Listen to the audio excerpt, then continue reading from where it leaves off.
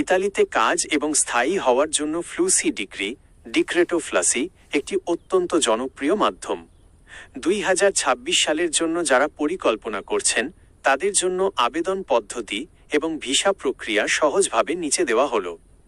Decree ফ্লুসি 2026 ডিক্রেটো ফ্লাসি। Italy সরকার প্রতি বছর নির্দিষ্ট সংখ্যক নন ইউরোপীয় কর্মীদের জন্য এই কোটা ঘোষণা করে। 2026 সালের জন্য নির্দিষ্ট তারিখ ঘোষণা না হলেও সাধারণত বছরের শুরুতেই এই আবেদনের প্রক্রিয়া শুরু হয়। পেশার ধরন: কৃষিকাজ, নির্মাণ শিল্প, কনস্ট্রাকশন, হোটেল ট্যুরিজম, জাহাজ নির্মাণ এবং মেকানিক্স।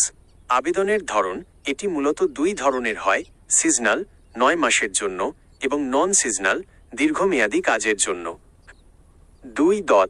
আবেদন প্রক্রিয়া ধাপে ধাপে। আবেদনটি সরাসরি আপনি করতে পারবেন না, এটি আপনার নিয়োগকর্তাকে এমপ্লয়ার করতে হবে। নিয়োগকর্তা খোঁজা: আপনার প্রথম কাজ হলো ইতালিতে এমন একজন মালিক খুঁজে বের করা যিনি আপনাকে কাজ দিতে ইচ্ছুক।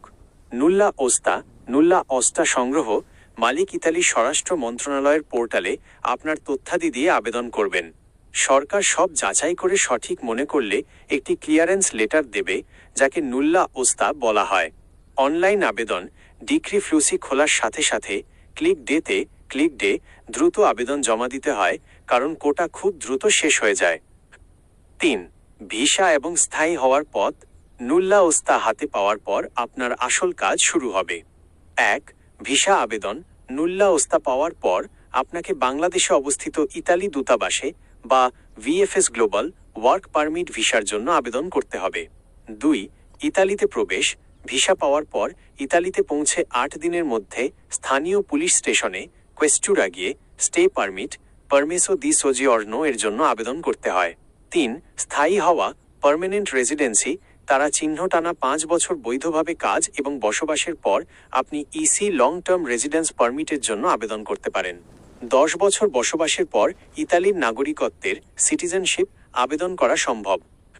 প্রয়োজনীয় কাগজপত্র: বৈধ পাসপোর্ট, ন্যূনতম 2 বছরের মেয়াদ থাকা ভালো, পাসপোর্ট সাইজের ছবি, পুলিশ ক্লিয়ারেন্স সার্টিফিকেট, কাজের অভিজ্ঞতার প্রমাণপত্র যদি থাকে, নুল্লা ওস্তা অরিজিনাল কপি।